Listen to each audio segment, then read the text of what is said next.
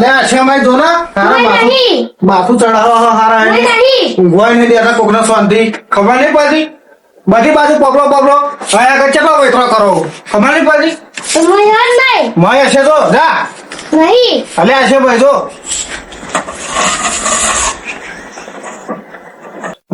હારું માં તો છોકરાને 7 વર્ષ જાય 5 વર્ષ 12 વાર લીધી નહીં હવે હારું પૈસા હાથમાં નહીં માં તો 10-20 હજાર પડ્યા હવે વધારે તો પૈસા નહીં હવે હલવાય હું જબરો 12 વાર લેવી પડશે હારું 7 વર્ષ થઈ જાય બધા જાજો ટાઈમ ઠેલાય નહીં હારું કાલ હાલ પેલા વાત કરતા હતા કે સમૂહ 12 વારનું ના હોય તો જીયાવ ના હોય તો પૂછ્યા આવું કે જમનું હોય જમનું નહીં તો રાગ આવે તો ગોઠવી દો મારે 10,000 માં બધું પતી જાય તો ડોશી લાયા છો ઢેલી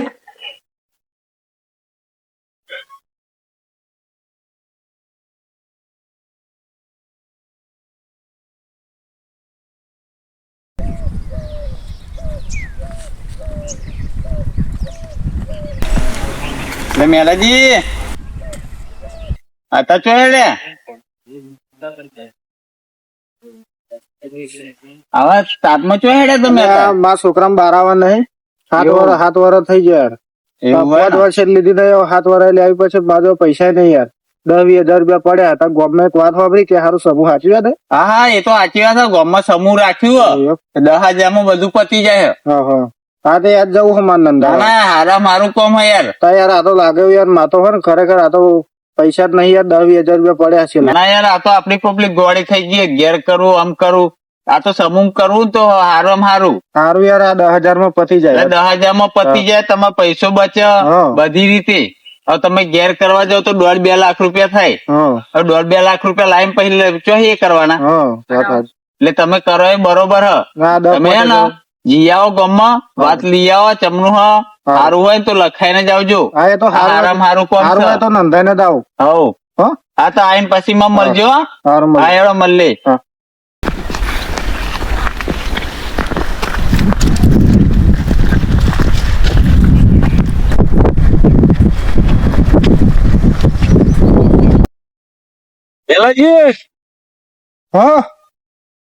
એ બાજુ છે ગામમાં જવું છોકરાનો સમૂહ 12 વાર કરવાની તો સમૂહ નંદાવા જવું એવું મારો પૈસા નહીં એટલે સમૂહ નંદાવો ગામમાં જવું ખોડાજી થોડો બરાબર બેનો અવસર છે એનો બધાનું બહુ જમી ગયો સારો સારો એવું હોવા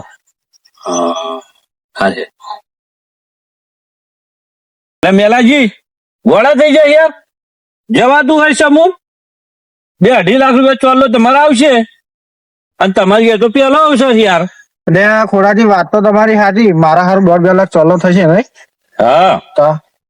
પણ એમાં છે એવું ખબર કે મારા પ્રોબ્લેમ શું થાય મેન પૈસા હાથ ઉપર નહીં એટલે પૈસા તો 10-20 હજાર રૂપિયા પડ્યા 10-20 હજાર પછી 12 વાર થઈ ગયા મેલાજી હું એક જણને ઓળખું હું પૈસા આલે કેમનું આવશે તમારે જોઈએ એમ પૈસા હાલશે ભાઈ કનું તમને લઈ જાઉં લે હાડો તમને લઈ જાઉં હાડો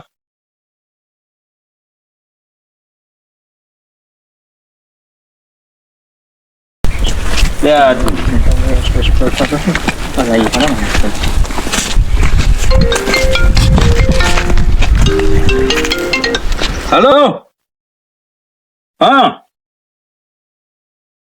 લે હા હેડો હું આવું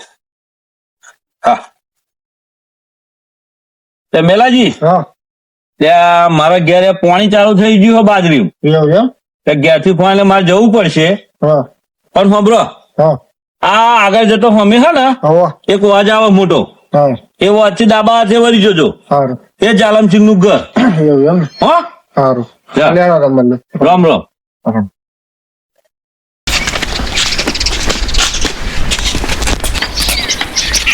અવાજ આવી ગયો આજ ઘરે છે સારું ખોડાથી કહેતા હતા બરાબર આ અવાજ છે ને આજ ઘરે છે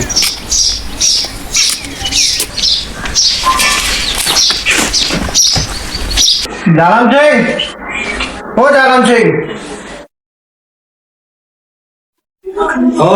આય મેલા આય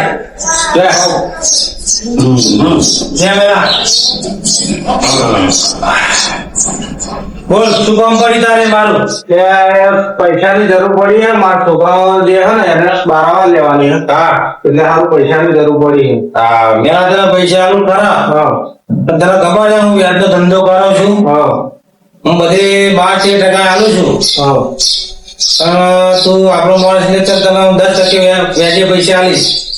વ્યાજે હા 10% હારું બહુ પડે.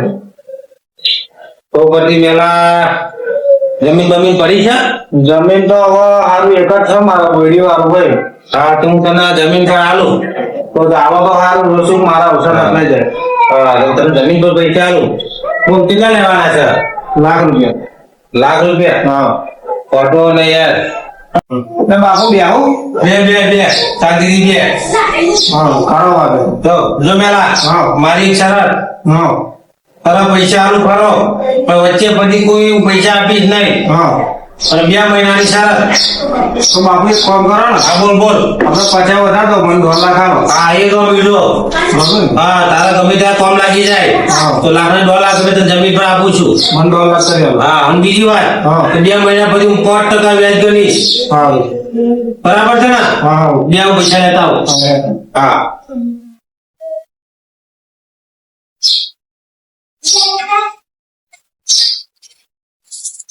જમેલા જો બરાબર ને ત્યાંથી બોલ હાથી લઈ ગયા જતો રહેજે. બરોબર હા પાણી ધ્યાન રાખજે 2 મહિના. હા હા જાઓ. અરે બાબુ હા મળીએ. હા હા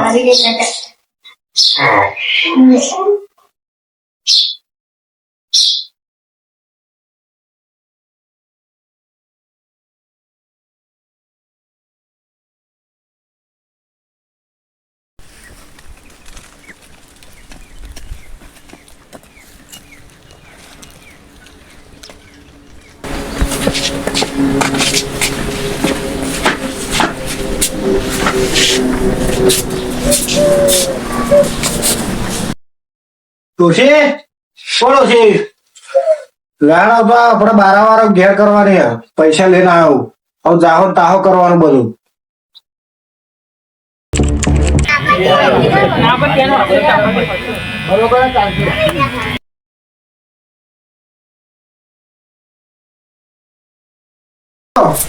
હા લાવજો વાંધો નહીં. હો સારું હા બધા જમી લેજો. હા જમી લેજો હો બધા જમી જ લેજો. શું કહ્યું કોમમાં ધોન હોય એટલે જમી લેજો બધા. હા હા લે આજે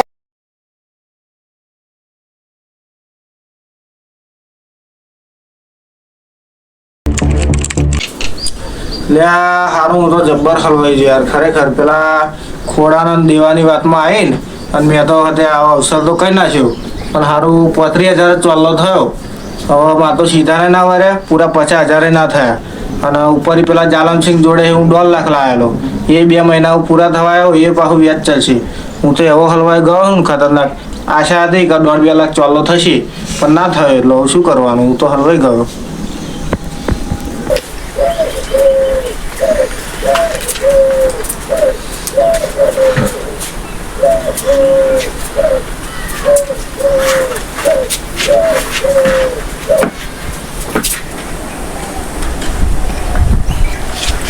મેલાજી આવો આવો તમને થયું બહુ ટેન્શન માં એવું લાગે હો. એટલે યાર જબરી વાત હતી. હા આપણે વાત કરી. એવું હે ને હા. બેહા